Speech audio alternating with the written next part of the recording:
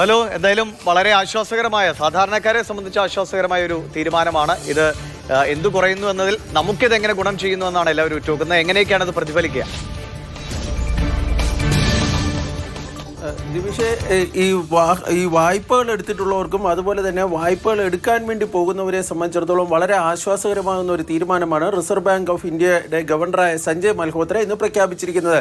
തുടർച്ചയായി 3-ാം തവണയാണ് ഈ റിപ്പോ നിരക്കിൽ കുറവ് വരുത്തിക്കൊണ്ടുള്ള തീരുമാനം ഉണ്ടാകുന്നത്. അതായത് കഴിഞ്ഞ ഫെബ്രുവരി വരെ മുതൽ നമ്മൾ നോക്കുകയാണെങ്കിൽ റിപ്പോ നിരക്കിൽ 100 അടിസ്ഥാന പോയിന്റുകളുടെ ഈ കുറവാണ് വരുത്തിയിരിക്കുന്നത്. നിലവിൽ ഇപ്പോൾ 50 പോയിന്റ് അടിസ്ഥാന പോയിന്റുകളുടെ കുറവാണ് വരുത്തിയിരിക്കുന്നത്. അങ്ങനെയാണ് 5.5% കുറഞ്ഞിരിക്കുന്നത്.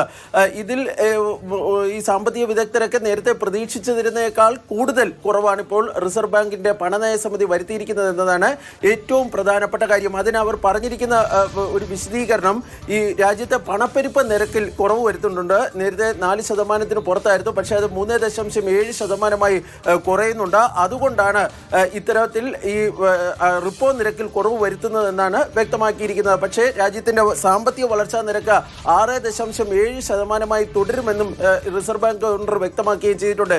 ഏറ്റവും പ്രധാനപ്പെട്ട കാര്യം, ഈ റിപ്പോ നിരക്ക് കുറയുന്ന സാഹചര്യത്തിൽ ഈ ബാങ്കുകൾ, അതായത് പൊതുമേഖലാ ബാങ്കുകളും മറ്റു ബാങ്കുകളുമൊക്കെ നൽകുന്ന ഈ ഭവന വായ്പ, വ്യക്തിഗത വായ്പ, വാഹന വായ്പ, ഇവയുടെയൊക്കെ EMI-കളിൽ വലിയ കുറവ് ഉണ്ടാകാനുള്ള സാധ്യതയുണ്ട്. പക്ഷേ അത് ഓരോ ബാങ്കിൻ്റെയും തീരുമാനത്തിന് അടിസ്ഥാനമായിരിക്കും അവർ കുറവ് വരുത്തുന്നത്. അതുകൊണ്ട് തന്നെ നമുക്ക് അതിനൊരു യൂണിഫോം പാറ്റേൺ പറയാൻ വേണ്ടി കഴിയില്ല. പക്ഷേ ഇത്തരത്തിൽ വലിയൊരു കുറവ്, ഞാൻ നേരത്തെ പറഞ്ഞതുപോലെ തന്നെ ഫെബ്രുവരി മുതൽ നോക്കുകയാണെങ്കിൽ 100 അടിസ്ഥാന പോയിന്റുകളുടെ കുറവാണ് ഇപ്പോൾ ഉണ്ടായിരിക്കുന്നത്. തുടർച്ചയായി 3-ാം തവണയാണ് ഈ റിപ്പോ നിരക്കിലുള്ള കുറവ് വന്നിരിക്കുന്നത്. അതുകൊണ്ട് തന്നെ അത് ഈ EMI-കളിലും മറ്റും പ്രതിഫലിക്കും. അതായത് ബാങ്കുകളുടെ പലിശ നിരക്ക് കുറയാനുള്ള സാധ്യതയുണ്ട്.